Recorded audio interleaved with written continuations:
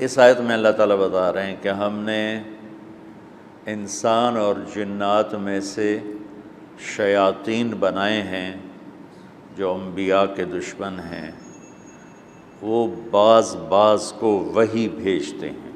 یوحی، لفظ یوحی آ گیا نا، وحی۔ اس وحی کی دو صفتیں ہیں، ایک وہ جھوٹ ہے، دھوکہ ہے، فراڈ ہے، فریب ہے، اس کی حقیقت اللہ نے بتائی۔ دوسرا، اس میں شیطان کا طریقہ کار بتایا کہ شیطان اپنی غلط بات کو بہت خوبصورت پیش کرتا ہے، زخرف القول، اپنی بات کو بڑے سلیقے سے خوبصورت بنا کے۔ دیکھو آج دین حق سے لوگ بھاگے ہوئے ہیں، معذرت کے ساتھ، کہ جو اہل منبر ہیں انہوں نے دین کو اتنے برے طریقے سے پیش کیا ہے کہ لوگ خریدار بننے کی بجائے الٹا بھاگ متنفر ہو گئے، کہ کوئی کارواں سے ٹوٹا، کوئی بدگماں حرم سے، کہ امیر کارواں میں نہیں خوب دل نوازی۔ اللہ تعالیٰ اقبال کی خبر روشن کرے، اس نے سارے خطیبوں کا آپریشن کر کے دے دی۔ کوئی کارواں سے ٹوٹا، کوئی بدگماں حرم سے، کہ امیر کارواں میں نہیں خوب دل نوازی۔ جو دین کو پیش کرنے والے تھے انہوں نے اس کو سجا کے پیش کرنے کی بجائے شدت کے ساتھ پیش کیا۔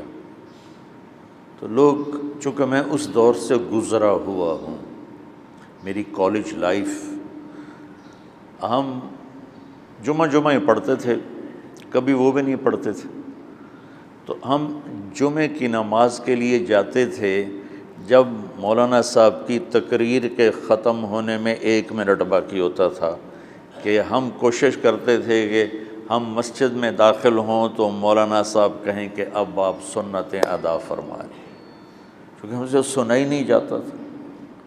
ڈانٹ ڈپٹ، دوزخ، اور سوائے ڈرانے دھمکانے کے اور اس کے علاوہ بات میں شدت اور سختی اور مجمع کی توہین، یہ عام رخ ہے۔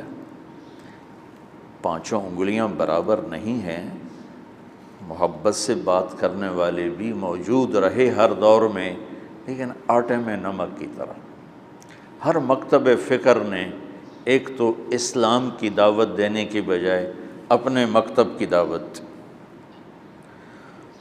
تو لہٰذا امت گروہوں میں، فرقوں میں تقسیم ہوتی چلی گئی۔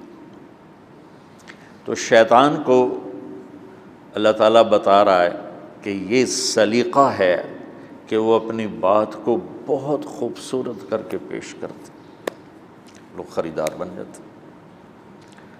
اصلی پھول بیچنے والے فارغ بیٹھے ہیں اور نقلی کاغذی پھولوں والے دکان اپنی چلا رہے ہیں۔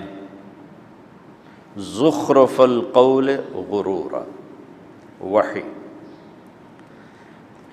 مولانا الیاس صاحب پہلی ہستی ہیں جنہوں نے دین کو نرمی سے دین پیش کیا۔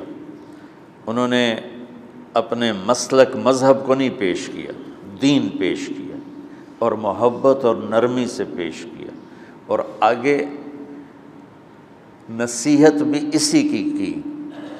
تو 6 بر اعظم میں دعوت کی بات پہنچ گئی، اور تلمبے جیسے ایک دور دراز جگہ کے نامعلوم سے قصبے میں آپ جو تشریف فرما ہیں، اس کے پیچھے جو سبب ہے وہ مولانا الیاس صاحب رحمۃ اللہ علیہ۔ اللہ کی طرف سے ان کو یہ چیز القاء ہوئی۔ اگر وہ رواجی طریقے پر چلتے تو یا مدرسہ بناتے یا خانقاہ بناتے یا کوئی تصنیف و تالیف کا کام کرتے۔ اللہ نے اس سے ہٹا کر ان کو دعوت پہ لگایا اور اس کا نتیجہ آپ کے سامنے ہے۔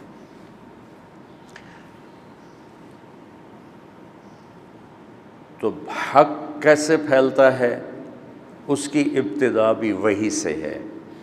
انا اوحینا الیک کما اوحینا الی نوح والنبیین من بعدہ، میرے محبوب جیسے ہم نے نوح پر وحی کو اتارا ایسے ہی آپ پر بھی وحی کو اتارا۔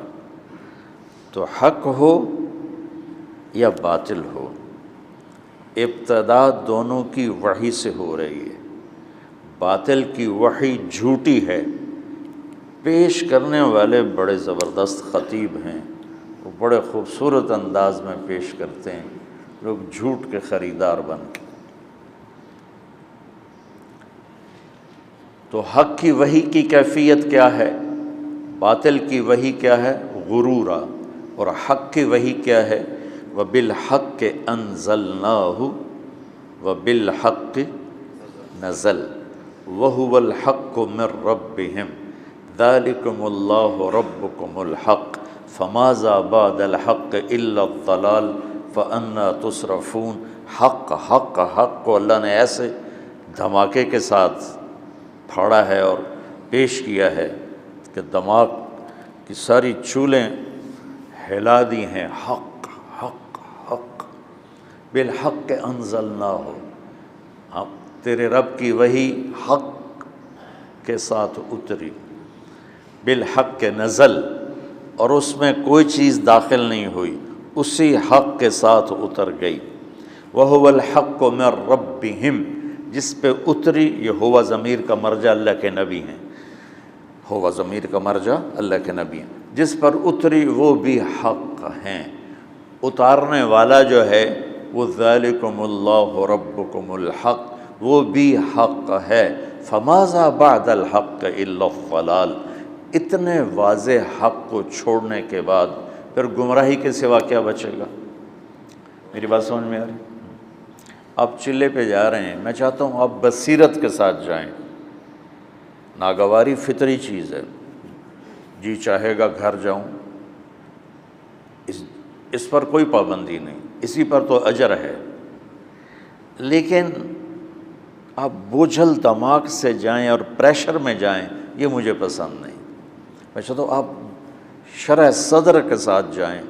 اس لیے مولانا الیاس صاحب فرمایا کرتے تھے رحمۃ اللہ علیہ کہ میری وجہ سے تبلیغ کا کام نہ کرو، ورنہ جب میں مر جاؤں گا تو چھوڑ دو گے۔ تم قرآن کی نصوص اور احادیث میں خود غور کر کے ذمہ داری سمجھو اور کرو۔